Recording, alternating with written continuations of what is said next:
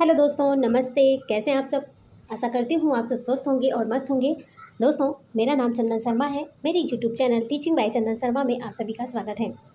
तो दोस्तों, आज हम बात करने वाले हैं भारतीय राष्ट्रीय आंदोलन के बारे में, गांधी युग। स्पेशल आज हम गांधी युग के बारे में बात करने वाले हैं। ठीक है, आज हम बात करेंगे गांधी युग के बारे में। 1919 से 1947 के बारे में हम डिटेल डिस्कस करने वाले हैं। ओके, आज हम पहले थ्योरी क्लासेस करेंगे। डेली की तरह हम पहले थ्योरी क्लास करेंगे, उसके बाद में इससे रिलेटेड सारे PYQ क्वेश्चन करेंगे। मोस्ट इंपॉर्टेंट सारे क्वेश्चन करने वाले हैं। तो आप लोग इस वीडियो में लास्ट तक बने रहिएगा और ज़्यादा से ज़्यादा लोगों को शेयर कीजिएगा। चलिए आगे देखते हैं। देखिए, बात करते हैं गांधी युग के बारे में। गांधी जी के बारे में थोड़ा सा डिटेल देख लेते हैं। ओके, चलिए आगे देखते हैं। देखिए, महात्मा गांधी का जन्म 2 अक्टूबर 1869 ईस्वी को गुजरात प्रांत के पोरबंदर नामक स्थान पर हुआ था। इनका वास्तविक नाम मोहनदास था। इनके पिता का नाम करमचंद्र गांधी और माता का नाम पुतलीबाई था। 13 वर्ष की आयु में इनका विवाह जो था वो कस्तूरबा के साथ हो गया था। किसके साथ? तो कस्तूरबा के साथ हो गया था। 1888 ईस्वी में कानून की शिक्षा प्राप्त करने के लिए ये इंग्लैंड गए। 1891 में इन्हें बैरिस्टर की डिग्री प्राप्त हुई और इसी वर्ष ये भारत आ गए। आगे देखते हैं। चलिए, इसके बाद इन्होंने राजकोट में वकालत प्रारंभ की। 1893 में एक गुजराती व्यापारी दादा अब्दुल्ला के मुकदमे के पैरवी के लिए ये दक्षिण अफ्रीका गए। जब वे डरबन से प्रिटोरिया रेलवे कोच के प्रथम श्रेणी के डिब्बे में यात्रा कर रहे थे तो पीटर मैरिट्सबर्ग नामक स्टेशन पर एक अंग्रेज ने उन्हें जबरदस्ती प्रथम श्रेणी के डिब्बे से उतार दिया। इस घटना ने इन्हें नस्ल और रंग पक्षपात के बारे में सोचने के लिए प्रेरित किया। इन्होंने दक्षिण अफ्रीका में भारतीयों के भेदभाव के खिलाफ लड़ने के लिए 1894 में नटाल इंडियन कांग्रेस की स्थापना की। 1903 में गांधी जी ने दक्षिण अफ्रीका में इंडियन ओपिनियन नामक पत्र निकालना प्रारंभ किया। तो 1903 में गांधी जी ने दक्षिण अफ्रीका से इंडियन ओपिनियन नामक पत्र निकालना प्रारंभ किया। चलिए आगे देखते हैं। देखिए, 1904 में डरबन से 84 मील दूर फिनिक्स में आश्रम की स्थापना की। 1906 में गांधी जी पहली बार दक्षिण अफ्रीका में सत्याग्रह दर्शन का विकास किया। परवाना कानून के विरुद्ध इन्होंने सत्याग्रह आंदोलन भी किया। 1908 में गांधी जी दक्षिण अफ्रीका में ही पहली बार जेल गए थे। तो गांधी जी पहली बार जेल कब गए थे? तो गांधी जी पहली बार जेल 1908 ईस्वी में गए थे। कहाँ पर गए थे? दक्षिण अफ्रीका में ही गए थे। उसी पर इम्पॉर्टेंट पॉइंट ये भी है कि 1909 में इंग्लैंड से दक्षिण अफ्रीका आते समय 1909 में, देखिए 1908 में तो गांधी जी को जेल हो गई थी। फिर 1909 में इंग्लैंड से जब गांधी जी दक्षिण अफ्रीका आते समय जल जहाज में ही इन्होंने हिंद स्वराज नामक पुस्तक थी, उसको इन्होंने लिखा। और ये जो पुस्तक थी वो किस लैंग्वेज में थी? तो वो गुजराती लैंग्वेज में थी। किस लैंग्वेज में थी? गुजराती लैंग्वेज में लिखी गई थी। चलिए आगे देखते हैं। महात्मा गांधी 9 जनवरी 1915 को दक्षिण अफ्रीका से भारत लौटे थे। इस दिन को भारत में प्रतिवर्ष प्रवासी दिवस के रूप में भी मनाया जाता है। भारत वापस आने के क्रम में इन्होंने भारत की पृष्ठभूमि और राजनीतिक स्थिति को समझने का प्रयास किया और इस क्रम में वे गोपाल कृष्ण गोखले जी से काफ़ी प्रभावित हुए और उन्हें अपना गुरु मान लिया था। तो ऐसे क्वेश्चन पूछेंगे कि महात्मा गांधी के राजनीतिक गुरु कौन थे? तो महात्मा गांधी के जो राजनीतिक गुरु हैं वो गोपाल कृष्ण गोखले हैं। गांधी जी जब दक्षिण अफ्रीका से भारत वापस आ रहे तो सबसे पहले उन्होंने गुजरात के अहमदाबाद में कोचरब आश्रम स्थापित किया था। सबसे पहले क्या किया था उन्होंने? जब गुजरात के अहमदाबाद में जब आए तो उन्होंने सबसे पहले कोचरब आश्रम स्थापित किया। हालांकि 2 साल बाद आश्रम प्लेग की चपेट में आ गया और गांधी जी को अपने आश्रम को इस बार साबरमती नदी के किनारे स्थानांतरित करना पड़ा। चलिए आगे देखते हैं। जब गांधी जी दक्षिण अफ्रीका से भारत लौटे थे तब उस समय पर क्या हुआ था कि दुनिया भर में प्रथम विश्व युद्ध चल रहा था। उस समय पर गांधी जी ने जब गांधी जी दक्षिण अफ्रीका से भारत वापस लौटे थे उस समय पर क्या हुआ था? दुनिया में प्रथम विश्व युद्ध चल रहा था। क्या चल रहा था? दुनिया में प्रथम विश्व युद्ध चल रहा था। उस समय गांधी जी ने अंग्रेजों को विश्व युद्ध में सहायता करने की नीति को बढ़ावा दिया था ताकि अंग्रेज भी भारतीयों की स्थिति और मांगों के ऊपर नरम व्यवहार करें। इस क्रम में गांधी जी ने भारतीयों को विश्व युद्ध में अंग्रेजों की मदद के लिए अंग्रेजी सेना में भर्ती होने का प्रोत्साहन भी दिया। इसको देखते हुए भारतीयों ने उस समय गांधी जी को भर्ती करने वाले सार्जेंट के नाम से संबोधित किया था। अंग्रेजों ने गांधी जी के इस बदले में 1915 में केसर ए हिंद की उपाधि दी थी। कब दी थी? 1915 में केसर ए हिंद की उपाधि दी थी। अंग्रेजों ने गांधी जी को 1915 ईस्वी में केसर ए हिंद की उपाधि से नवाजा था। चलिए आगे देखते हैं। बात करते हैं गांधी के द्वारा जो किए गए भारत में आंदोलन थे वो कौन कौन से आंदोलन थे। स्टेप बाय स्टेप हम जितने इन्होंने आंदोलन किया था, जिस आंदोलन में इन्होंने भाग लिया था, वो सारे आंदोलन को हम स्टेप बाय स्टेप डिस्कस करने वाले हैं। ओके, तो देखिए दोस्तों, गांधी जी द्वारा जो किए गए आंदोलन कौन था। सबसे पहला आंदोलन था चंपारण आंदोलन। कौन सा आंदोलन था? सबसे प्रथम जो आंदोलन था वो चंपारण आंदोलन था, जो कि 1917 में हुआ था। 1917 में सबसे पहला आंदोलन चंपारण आंदोलन हुआ था। तो 1917 में चंपारण बिहार के एक स्थानीय नेता जिनका नाम राजकुमार शुक्ल था, वे गांधी जी से मिले और चंपारण बिहार की स्थिति के बारे में बताया और वहाँ की 3 कठिया प्रणाली के बारे में गांधी जी को जानकारी दी और गांधी जी से चंपारण चलने को कहा। 19वीं शताब्दी के प्रारंभ में अंग्रेज बागान मालिकों ने किसान से यह करार करा लिया था कि वे अपनी भूमि के 3/20 में हिस्से पर नीम की खेती अवश्य करेंगे। इसी को 3 कठिया प्रणाली कहा जाता है। ओके, आगे देखते हैं। इस चंपारण सत्याग्रह का परिणाम यह निकल कर आया कि 3 कठिया प्रणाली को समाप्त कर दिया गया और इसके साथ साथ करों को भी 25% तक कम कर दिया गया था। यह गांधी जी के प्रमुख आंदोलनों में से एक था। यह चंपारण सत्याग्रह गांधी जी का भारत में प्रथम विजय साबित हुई और भविष्य में गांधी जी को भारत के एक बड़े नेता के रूप में होने के द्वार भी खुल गए थे। इस सत्याग्रह के बाद रविंद्रनाथ टैगोर, ये जो चंपारण आंदोलन जब हुआ था उसके बाद में रविंद्रनाथ टैगोर द्वारा गांधी जी को महात्मा की उपाधि से नवाजा गया और उसके बाद से उन्हें महात्मा गांधी के नाम से बुलाया जाने लगा। तो मोस्ट इंपॉर्टेंट ये पॉइंट मोस्ट इंपॉर्टेंट है कि चंपारण आंदोलन के समय, चंपारण आंदोलन जब हो गया उसके बाद में रविंद्र टैगोर ने गांधी जी को महात्मा की उपाधि दी गई और उसके बाद से उन्हें महात्मा गांधी के नाम से जाना जाने लग गया। चलिए आगे देखते हैं। चंपारण आंदोलन 1917 में चंपारण आंदोलन हुआ था। अब 1918 में अहमदाबाद मिल मजदूर आंदोलन। चंपारण सत्याग्रह के बाद 1918 में गांधी जी अहमदाबाद के कपड़ा मिल मजदूरों से मिले और उनकी समस्या को समझा। यहाँ का विवाद प्लेग एक बोनस को लेकर था। जब प्लेग की समाप्ति हुई तो मिल मालिक बोनस को समाप्त करना चाहते थे। मजदूरों ने इसका विरोध किया तथा गांधी जी ने मजदूरों को हड़ताल पर जाने को कहा। चलिए आगे देखते हैं। अहमदाबाद मिल मजदूर आंदोलन 1918। देखिए, और यह घोषणा की कि 35% बोनस मिलना चाहिए क्योंकि प्रथम विश्व युद्ध के कारण महंगाई काफ़ी बढ़ चुकी थी। गांधी जी अनशन पर बैठ गए। तब मिल मालिकों ने यह मामला न्यायाधिकरण को सौंपने का फैसला किया। न्यायाधिकरण ने 35% बोनस देने का फैसला सुनाया और गांधी जी का यह सत्याग्रह भी सफल रहा। तो देखिए दोस्तों, 1917 का जो चंपारण आंदोलन था वो तो सफल ही रहा और 1918 में जो अहमदाबाद मिल मजदूर आंदोलन था ये भी गांधी जी के द्वारा जो किया गया था ये भी सफल रहा था। चलिए आगे देखते हैं। बात करते हैं खेड़ा आंदोलन के बारे में। देखिए, खेड़ा आंदोलन भी 1918 में हुआ था। इसके बाद उसी वर्ष 1918 में ही गांधी जी ने खेड़ा गुजरात में हो रहे किसानों के साथ अत्याचार के विरुद्ध अंग्रेजों के यहाँ पर किसानों की फसल नष्ट हो जाने के बाद भी उनमें करों की वसूली की जा रही थी। गांधी जी ने किसानों को लगान न देने के लिए कहा और इस मामले की जांच के बाद यह निष्कर्ष निकाला कि लगान माफ कर देना चाहिए। गांधी जी के दक्षिण अफ्रीका में किए गए उनके कार्य को लेकर वे भारत में भी काफ़ी चर्चित थे और इन आंदोलनों भी, ये जो आंदोलन इन्होंने किया था इसमें इन्होंने सफलता पाई, तो इससे ये काफ़ी बड़े नेता के रूप में देखे जाने लगे थे। चलिए आगे देखते हैं। बात करते हैं रॉलेट एक्ट के बारे में। किसके बारे में? रॉलेट एक्ट 1919 में रॉलेट एक्ट आया था।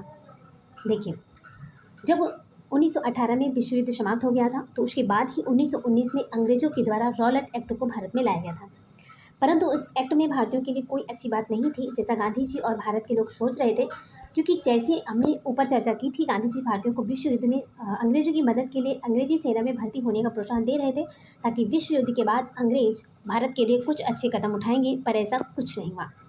ये जो रॉलेट एक्ट आया था 1919 में, ये बिना अपील, बिना वकील और बिना दलील का कानून कहा गया। बिना अपील, बिना वकील और बिना दलील का कानून कहा गया रॉलेट एक्ट को। चलिए नेक्स्ट क्वेश्चन पे चलते हैं, आगे देखते हैं। बात करते हैं अब जलियांवाला बाग नरसंहार 1919 में। पंजाब के 2 लोकप्रिय नेता थे। पंजाब के 2 लोकप्रिय जो नेता थे कौन कौन थे? डॉक्टर सत्यपाल और डॉक्टर सैफुद्दीन किचलू की गिरफ्तारी के बाद जनता का आक्रोश तेजी हो गया। कई जगह पर हिंसाएं हुई। अमृतसर शहर में 13 अप्रैल 1919 को शाम 5 बजे जलियांवाला बाग में विशाल सभा में रॉलेट एक्ट, डॉक्टर सत्यपाल आदि के बारे में भाषण चल रहा था।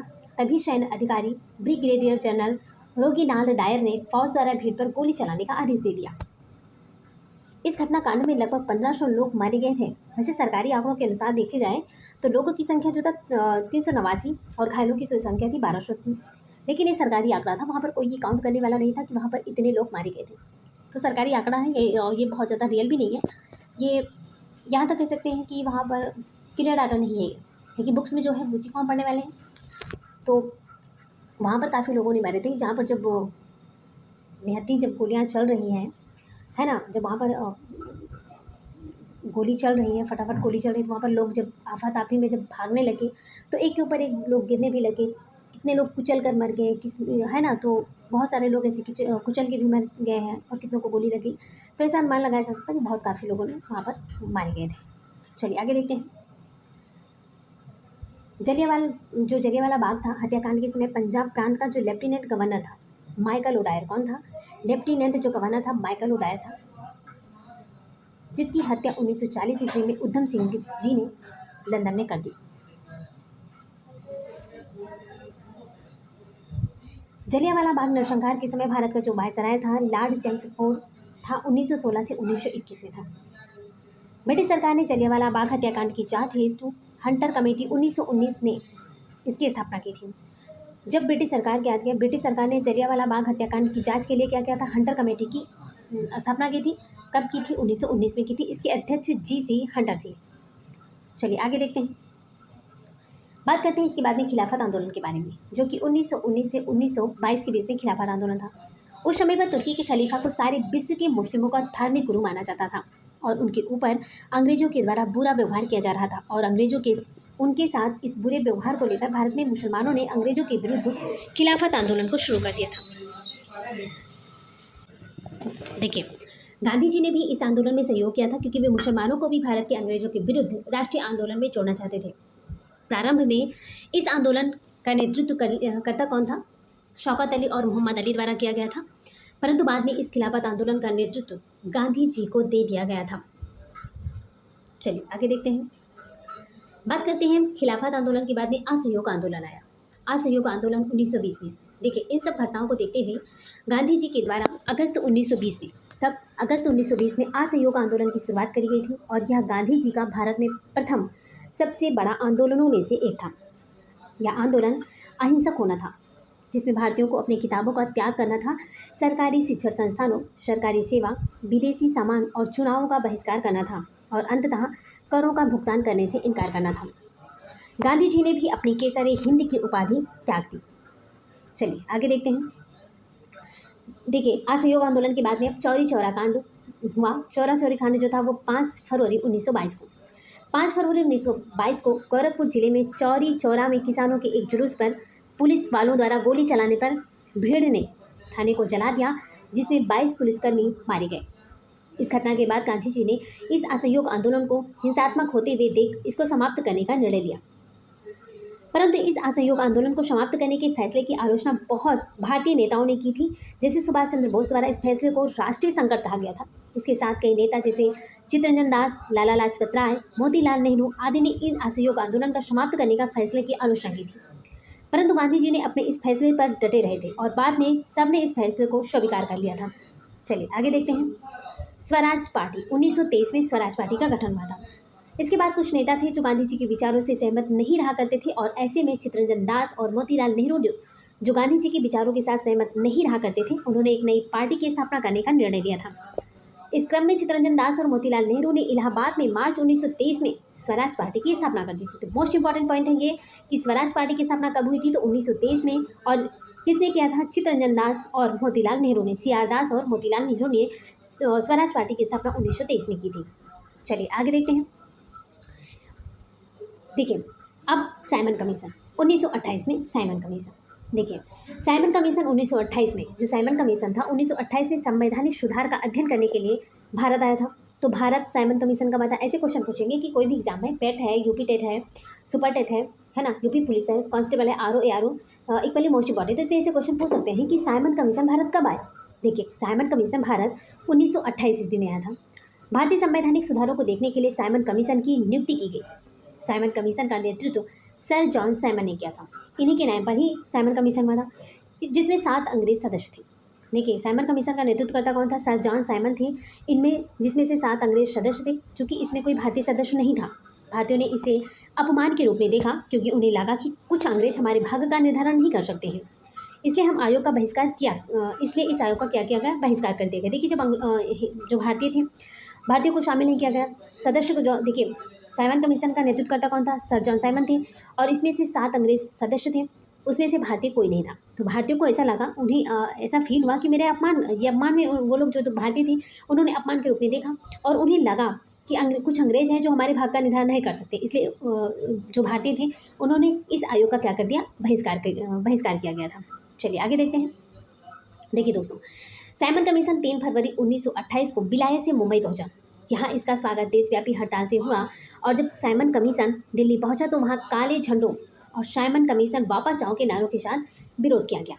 साइमन कमीशन वापस जाओ, साइमन कमीशन वापस जाओ के नारे और काले झंडे का विरोध के साथ इसका नारा किया गया। साइमन जब लाहौर पहुंचा तो लाला लाजपत राय द्वारा के नेतृत्व में इसके खिलाफ प्रदर्शन किया गया, पर पुलिस के लाठीचार्ज के कारण कुछ दिनों के बाद ही लाला जी की मृत्यु हो गई। देखिए जब लाला जी इन्होंने प्रदर्शन किया तो उन्हें लाठीचार्ज होने लगी, तो लाठीचार्ज होने के कारण लाला लाजपत राय काफ़ी चोट से ग्रसित हो गए। उसके बाद में उसी के कुछ दिन बाद उनकी मृत्यु हो गई थी। चलिए आगे देखते हैं। अब बात करते हैं सबने अवज्ञा आंदोलन के बारे में, जो कि 1930 से 1934 तक सबने अवज्ञा आंदोलन था। ये जो आंदोलन था गांधी जी का असहयोग आंदोलन के बाद भारत में दूसरा सबसे बड़ा आंदोलन साबित हुआ था। यह आंदोलन 1930 से लेकर 1934 तक चला था, परंतु कुछ कारणों की वजह से इस आंदोलन के समय काल के बीच में एक ऐसा समय था जिसमें यह आंदोलन नहीं चला था। इसका तात्पर्य यह है कि 1930 से 1934 तक यह आंदोलन 2 चरणों में चला था। पहला जो चरण था वो कब से कब, जो पहला सबने अवज्ञा आंदोलन का जो फर्स्ट चरण था ये 1930 से 1931 तक चला था, और जो दूसरा था 1932 से 1934 तक चला था। पहला 1930 से 31 तक और दूसरा 32 से 34 तक चला था। सबने अवज्ञा आंदोलन महात्मा गांधी के द्वारा शुरू किया गया था। सबने अवज्ञा आंदोलन भारतीय लोगों की मांगों को स्वीकार करने के लिए ब्रिटिश सरकार पर दबाव बनाने हेतु असहयोग आंदोलनों का एक रूप था। दोस्तों समझ में आया सबने अवज्ञा आंदोलन क्या था? ये 2 चरणों में इसका आंदोलन हुआ था। ठीक है, ये 2 चरण में इसका आंदोलन चला था। पहला 1930 से 31 तक और दूसरा 32 से 34 तक चला था। ठीक है दोस्तों आशा करती हूँ कि आप लोगों को ये वीडियो बहुत ही ज़्यादा हेल्पफुल होगी। तो प्लीज़ आप लोग अपनी छोटी बहन, बड़ी बहन, जो भी आप मुझे मानते हैं, प्लीज़ आप हमारा सपोर्ट कीजिए और चैनल पर ज़्यादा से ज़्यादा लोगों को जोड़ने की कोशिश कीजिए। हम बहुत ही मेहनत से कंटेंट बनाते हैं आप लोगों के लिए, तो प्लीज़ सपोर्ट मी और ज़्यादा से ज़्यादा अपने परिवार को जोड़ने की कोशिश कीजिए। ओके, चलिए आगे देखते हैं। देखिए अब हम बात करते हैं सबने अवज्ञा आंदोलन के बाद में दांडी मार्च के बारे में, जो कि 12 मार्च 1930 से 6 अप्रैल 1930 तक दांडी मार्च। 1930 में गांधी जी ने उस समय के भारत में वायसराय लॉर्ड इरविन के समकक्ष 11 सूत्री मांगे रखी थी, और इन 11 सूत्री मांगों में भारतीयों को कैद से छोड़ने, सेना का खर्च कम करने आदि की मांगे थी।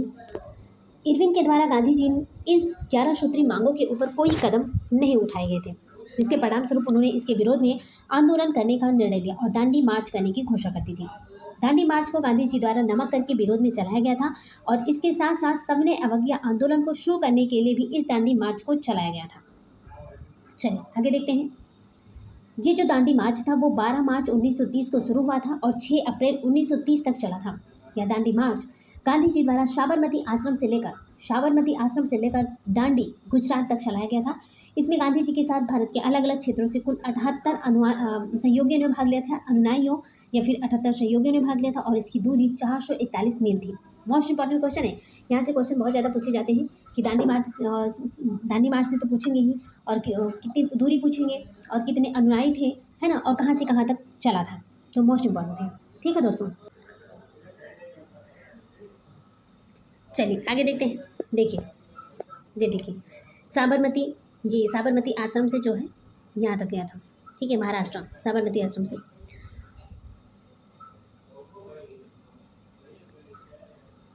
चलिए आगे देखते हैं। देखिए दोस्तों, शुरुआत में तो गांधी जी के साथ सिर्फ 78 सहयोगी ही दांडी मार्च के लिए निकले थे। कितने लोग? सिर्फ 78 लोग ही दांडी मार्च के लिए निकले थे, परंतु दांडी पहुँचते पहुँचते बहुत सारे लोग इस दांडी मार्च में जुड़ते चले गए और वहाँ पर संख्या लाखों में पहुँच गई थी। देखिए शुरुआत में क्या हुआ था, तो 78 लोग गांधी जी के साथ निकले हुए थे, लेकिन वहाँ पर पहुँचते पहुँचते लाखों की संख्या पहुँच गई थी। दांडी पहुँचकर गांधी जी द्वारा वहाँ नमक उठाकर इस नमक कर के कानून का विरोध किया गया, और यहाँ दांडी मार्च बहुत ज़्यादा प्रभावशाली रहा था, जिसके बाद सुभाष चंद्र बोस ने इसकी तुलना मुसोलिनी और नेपोलियन की यात्रा से भी की थी। इसकी तुलना किससे की थी? मुसोलिनी और नेपोलियन की यात्रा से की थी? किसने किया था? सुभाष चंद्र बोस ने किया था। किसने किया था? सुभाष चंद्र बोस ने किया था। चलिए आगे देखते हैं। बात करते हैं गोलमेज सम्मेलन के बारे में। 1930 से 1932 तक गोलमेज सम्मेलन होता है। गोलमेज सम्मेलन प्रथम, द्वितीय, तृतीय। 1930 से लेकर 1932 तक अंग्रेजों के द्वारा कुछ सम्मेलनों का आयोजन ब्रिटेन में करवाया गया था, ताकि भारत के विचित्र दल उन सम्मेलनों में अपनी बातें उनके समक्ष रख सकें, और इन्हें गोलमेज सम्मेलन के नाम से जाना जाता है। इस क्रम में 1930 से 1932 तक अंग्रेजों द्वारा 3 गोलमेज सम्मेलन का आयोजन ब्रिटेन में करवाया गया था। कहाँ करवाया गया था?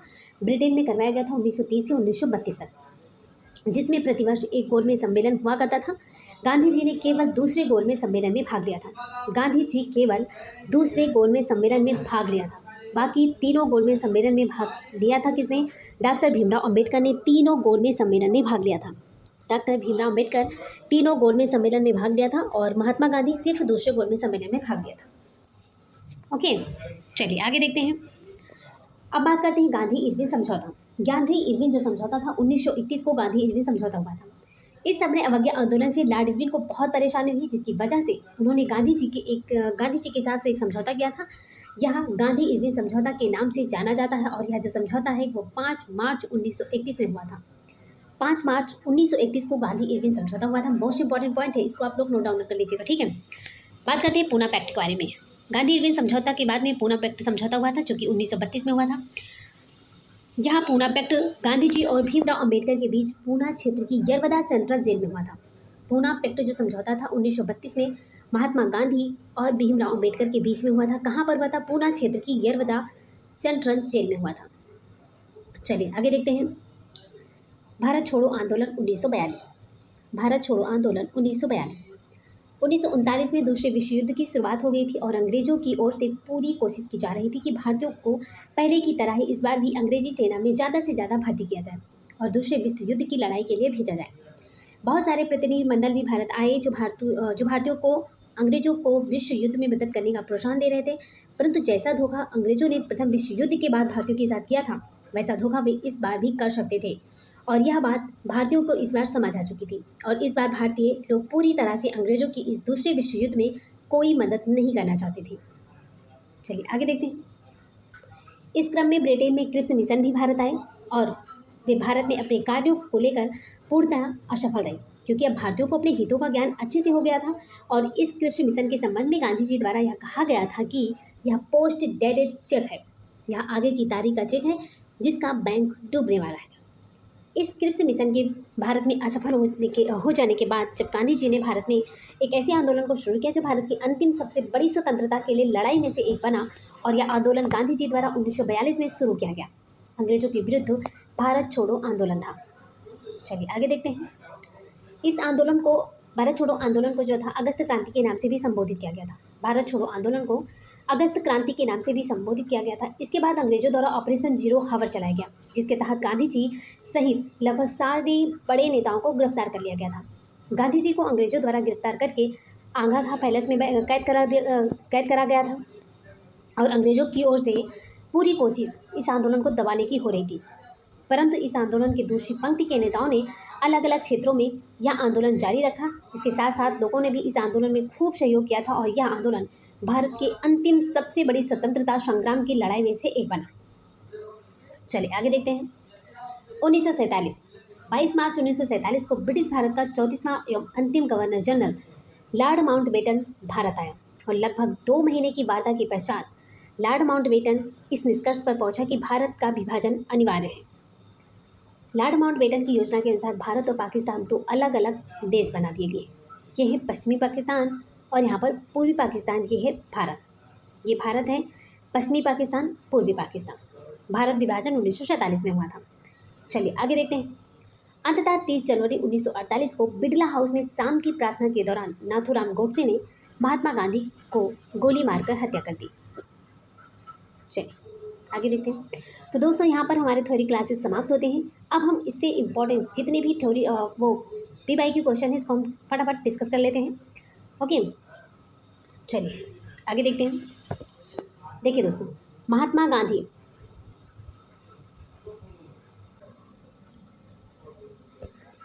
मेरा फर्स्ट क्वेश्चन है, महात्मा गांधी के राजनीतिक गुरु कौन थे? ऑप्शन ए है गोपाल कृष्ण गोखले, ऑप्शन बी है न्यायमूर्ति रनाडे, ऑप्शन सी है दादा भाई नौरोजी, ऑप्शन डी है फिरोज शाह मेहता। महात्मा गांधी के राजनीतिक गुरु कौन थे? इसका राइट आंसर हो जाएगा ऑप्शन ए गोपाल कृष्ण गोखले। चलिए आगे देखते हैं। महात्मा गांधी ने सत्याग्रह क्रियाविधि सबसे पहले कहाँ प्रयुक्त की? ऑप्शन ए है दांडी, ऑप्शन बी है चंपारण, ऑप्शन सी है खेड़ा, ऑप्शन डी है अहमदाबाद। दोस्तों इसका राइट आंसर हो जाएगा ऑप्शन बी चंपारण में। नेक्स्ट क्वेश्चन पे चलते हैं। असहयोग आंदोलन 1920-22 को क्यों निलंबित किया गया था? ऑप्शन ए है गांधी जी की अव्यवस्था के कारण, ऑप्शन बी है हिंदुओं और मुसलमानों के बीच मतभेदों के कारण, ऑप्शन सी है नेतागणों के बीच मतभेदों के कारण, ऑप्शन डी है चौरी चौरा में हुई हिंसक घटना के कारण।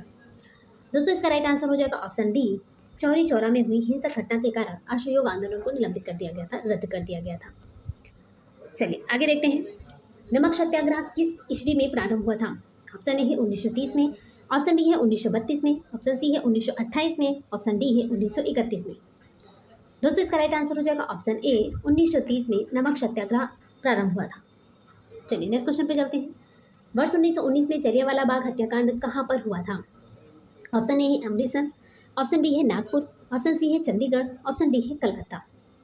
वर्ष 1919 में जलियांवाला बाग हत्याकांड कहाँ पर हुआ था? इसका राइट आंसर हो जाएगा ऑप्शन ए अमृतसर में। नेक्स्ट क्वेश्चन पे चलते हैं। भारत एवं पाकिस्तान का विभाजन किस योजना के तहत हुआ था?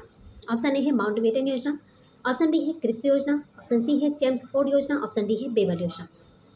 दोस्तों इसका राइट आंसर हो जाएगा ऑप्शन ए माउंटबेटन योजना। माउंटबेटन योजना के तहत भारत और पाकिस्तान का विभाजन हुआ था। चलिए नेक्स्ट क्वेश्चन पे चलते हैं। साइमन कमीशन का भारत आगमन किस वर्ष में हुआ था? ऑप्शन ए है 1930 में, ऑप्शन बी है 1928 में, ऑप्शन सी है 1925 में, ऑप्शन डी है 1919 में। दोस्तों इसका राइट आंसर हो जाएगा ऑप्शन बी 1928 में साइमन कमीशन भारत आया था। चलिए आगे देखते हैं। क्रमानुसार व्यवस्थित करें। साइमन कमीशन का भारत आगमन, असहयोग आंदोलन, पूना पैक्ट या फिर गांधी इरविन समझौता। देखिए दोस्तों, सबसे पहले असहयोग आंदोलन, उसके बाद में साइमन कमीशन का भारत में आगमन हुआ था, उसके बाद में गांधी इरविन समझौता हुआ था, फिर पूना पैक्ट हुआ था। तो दोस्तों इसका राइट आंसर हो जाएगा option D 2143। Option D is the right answer. चलिए नेक्स्ट क्वेश्चन पे चलते हैं। गांधी जी ने किस कानून को काला कानून कहा था? ऑप्शन ए है टॉयलेट एक्ट, ऑप्शन बी है मांटेगू घोषणा, ऑप्शन सी है हंटर आयोग, ऑप्शन डी है कम्युनियन अवार्ड। दोस्तों इसका राइट आंसर हो जाएगा ऑप्शन ए रॉलेट एक्ट को काला कानून कहा था गांधी जी ने। इस क्वेश्चन पे चलते हैं। स्वराज पार्टी की स्थापना किस वर्ष की गई थी? ऑप्शन ए है 1919 में, ऑप्शन बी है 1920 में, ऑप्शन सी है 1922 में, ऑप्शन डी है 1923 में। स्वराज पार्टी की स्थापना किस वर्ष की गई थी? ऑप्शन डी 1928 में स्वराज पार्टी की स्थापना मोतीलाल नेहरू और चित्तरंजन दास के द्वारा की गई थी। आगे देखते हैं नेक्स्ट क्वेश्चन पे। जलियांवाला बाग नरसंहार के समय भारत का वायसराय कौन था? ऑप्शन ए है लॉर्ड कैनिंग, ऑप्शन बी है रिपिन, ऑप्शन सी है कर्जन, ऑप्शन डी है चेम्सफोर्ड। जलियांवाला बाग के नरसंहार के समय भारत का वायसराय कौन था? ऑप्शन डी चेम्सफोर्ड था। कौन था? चेम्सफोर्ड था। चलिए नेक्स्ट क्वेश्चन पे चलते हैं। महात्मा गांधी ने हिंद स्वराज की रचना की थी जब वे इंग्लैंड से भारत जहाज से यात्रा कर रहे थे। ऑप्शन बी है साबरमती आश्रम में थे, ऑप्शन डी है जहाज से इंग्लैंड से दक्षिण अफ्रीका यात्रा कर रहे थे, ऑप्शन डी है चंपारण आंदोलन का नेतृत्व कर रहे थे। दोस्तों इसका राइट आंसर हो जाएगा ऑप्शन सी जहाज से इंग्लैंड से दक्षिण अफ्रीका में यात्रा कर रहे थे। उस समय पर महात्मा गांधी ने हिंद स्वराज की रचना की थी। और किस भाषा में? बताइए। गुजराती में। चलिए आगे देखते हैं नेक्स्ट क्वेश्चन पे। भारत छोड़ो आंदोलन कब प्रारंभ हुआ था?